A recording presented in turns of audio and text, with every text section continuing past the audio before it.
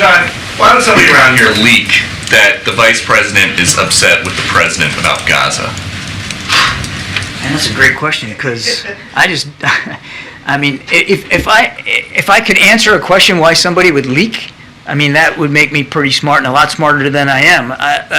Let me just give me a second here.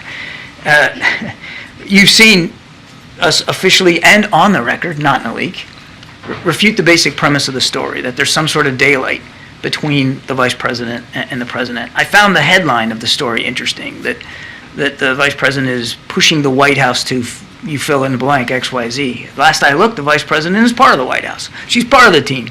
And if she wasn't offering her advice and counsel to the president on innumerable issues, that would be a story. Her job is to provide advice and counsel to the president. So she does want President Biden to show more concern publicly for humanitarian damage then in Gaza. I think we've already pushed back on the premise of the story that there's some sort of daylight between her and the president.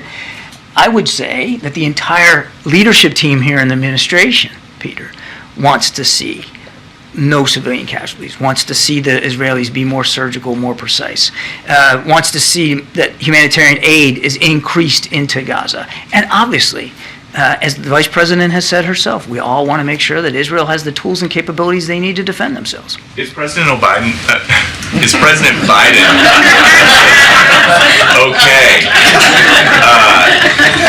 Yes, he is. He's okay. Yeah, that's good. That's a big story for us. Is the president okay that people from the vice president's team are going to the press with this?